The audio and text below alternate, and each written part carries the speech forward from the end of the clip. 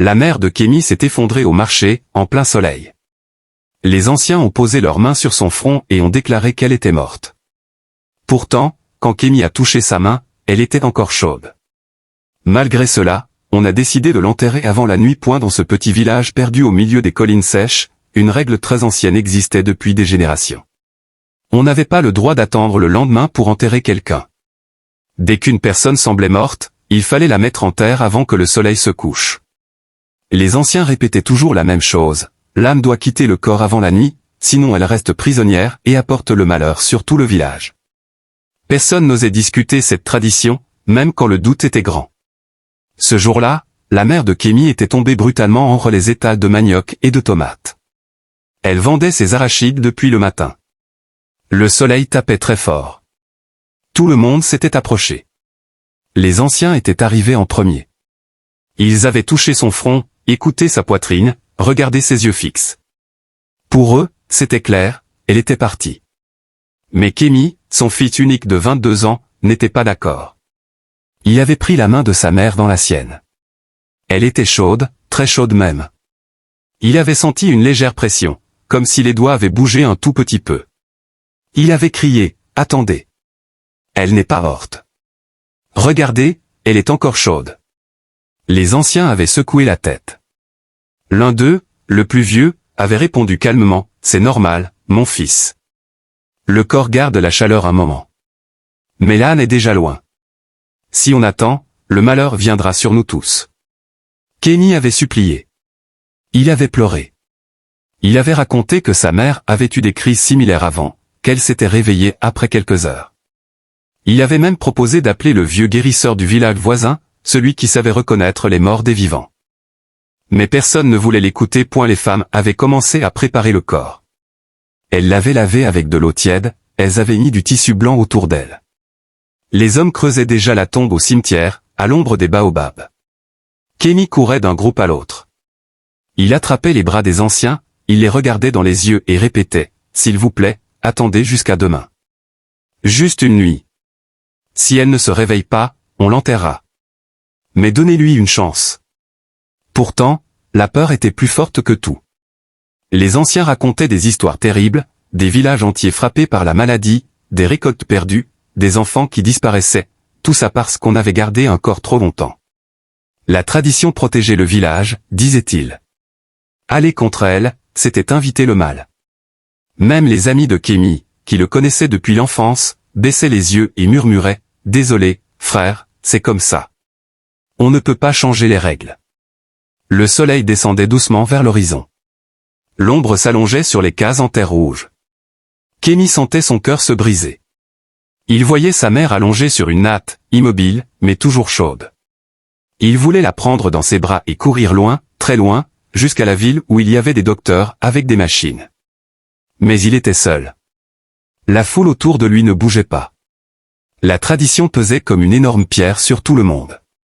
À la fin, Kémy n'avait plus de voix. Il s'était assis par terre, la tête dans les mains.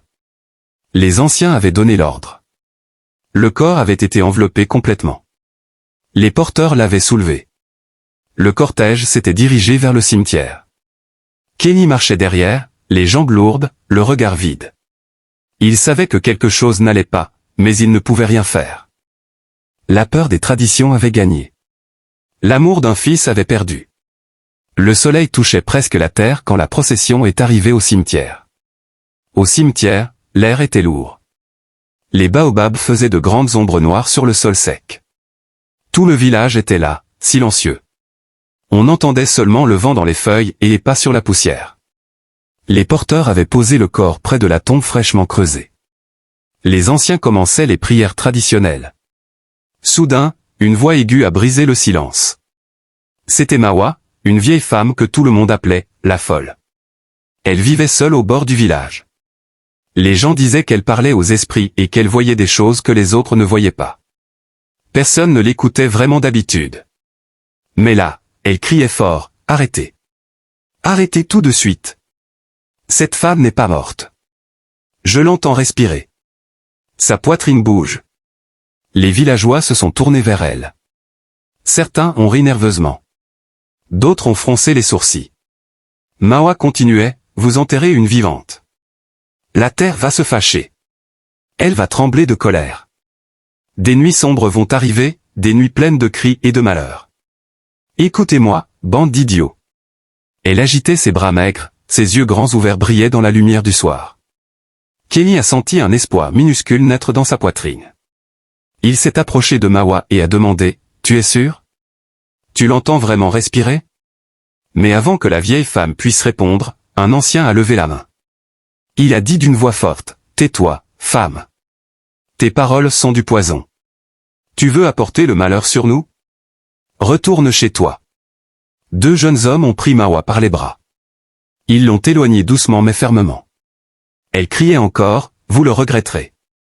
La terre n'oublie pas. » Les villageois ont repris les prières comme si rien ne s'était passé. Kenny a voulu courir après Mawa, mais sa tante l'a retenu par le bras. « Let's, mon fils. Elle n'a pas toute sa tête. Ne rends pas les choses pires. » Kenny sentait les larmes monter. Il regardait le corps de sa mère, enveloppé de blanc, posé au bord du trou. Il voulait sauter dans la tombe, ouvrir le tissu, vérifier lui-même. Mais les regards autour de lui étaient lourds. Il avait peur qu'on le traite de fou, lui aussi. Le rituel a continué. Les tambours ont commencé à battre lentement. Les femmes chantaient une chanson triste pour accompagner l'âme. Kenny n'entendait plus rien. Dans sa tête, les mots de Mawa tournaient en boucle, elle respire encore. La terre va se fâcher. Il serrait les poings si fort que ses ongles rentraient dans sa peau. Quand le chant s'est arrêté, le premier ancien a pris une poignée de terre et l'a jetée sur le corps. Tout le monde a suivi. Kenny restait immobile. On lui a tendu une pelle. C'était son tour, comme le voulait la coutume, le fils devait jeter la première vraie pelletée. Il a pris l'outil, mais ses mains tremblaient tellement qu'il a failli le lâcher. Il a regardé une dernière fois le visage de sa mère, à moitié caché par le tissu. Il a murmuré, « Pardon, maman. » Puis il a fermé les yeux et a jeté la terre. Le bruit sourd lui a donné mal au ventre. Mawa avait été emmené loin. Sa voix ne portait plus jusqu'au cimetière. Le village avait choisi le silence et la tradition. La tombe s'est remplie petit à petit. Le soleil a disparu derrière les collines. La nuit est arrivée d'un coup, comme une couverture noire et pesante. La tombe était presque pleine maintenant. La pelle passait de main en main.